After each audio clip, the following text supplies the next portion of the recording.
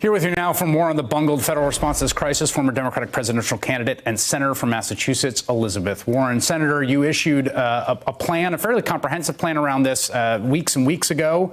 Where do you see things right now? What do you think is most pressing from your point of view as a senator?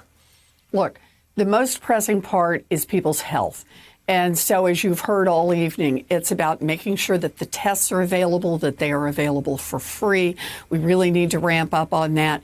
It's making sure that we tell everyone that when the vaccines come out, they'll be made available for free, and making sure that we have a robust sick leave so that anyone who feels ill can stay home and doesn't have to go into work because they're worried about losing a paycheck, or someone who needs to stay home to take care of a child or to take care of an elderly parent.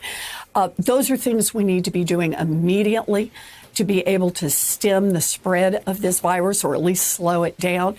But remember, just a half step behind the physical crisis is the financial crisis.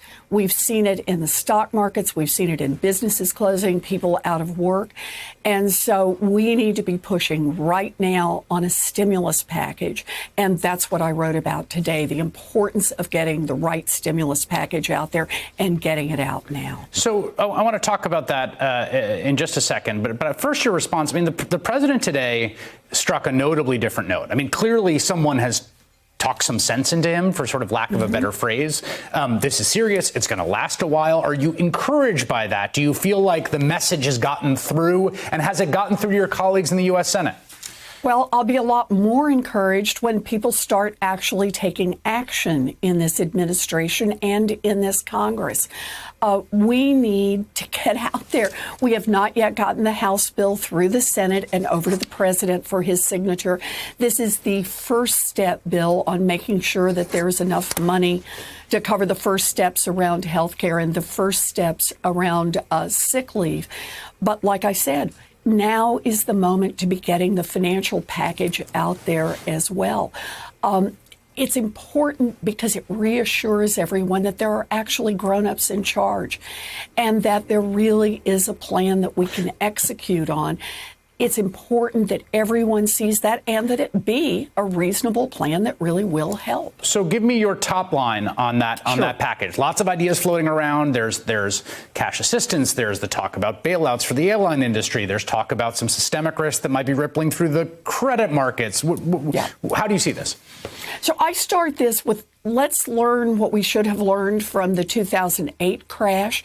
Part number one is when we do a stimulus package, it needs to be big enough to meet the moment. If we fail to do that, we're not going to get a second bite at it politically, and we'll have a very long and sluggish recovery if we don't get it big enough. So the number I focused on is $750 billion. Leader Schumer also picked up that number later on today and said that looks like a good number as the starting number. That would be about 3.5% of GDP, which is between the estimates right now of 2% to 5% that this may cost us. Part two is we've got to make sure that the money is not going to the treetops, that the money is going to the grassroots. That's critical for actually strengthening this economy. So my main parts here. We need to increase Social Security and disability payments by $200 a month for the next year. Make sure that money's coming in. We need to cancel a chunk of student loan debt. That would be, on average, about $400 a month that would stay in the pockets of people who owe a lot of student loan debt. And we need to be putting money into housing.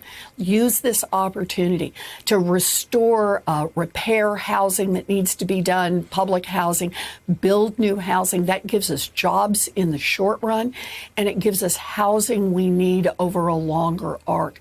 Those are the kinds of things we can do that will help strengthen this economy from the grassroots up, help rebuild this economy, and help stabilize it instead of having it crash further. And we need to start now. Final question for you, as you say you need to start now. Mitch McConnell sent the Senate home for 3 days for recess. He flew back to Kentucky, where he was joined by Brett Kavanaugh for an investiture ceremony for a former Kavanaugh clerk in Kentucky, and then came back with a tweet today about he didn't like the House bill. Do you think that was a wise decision by the Senate Majority Leader?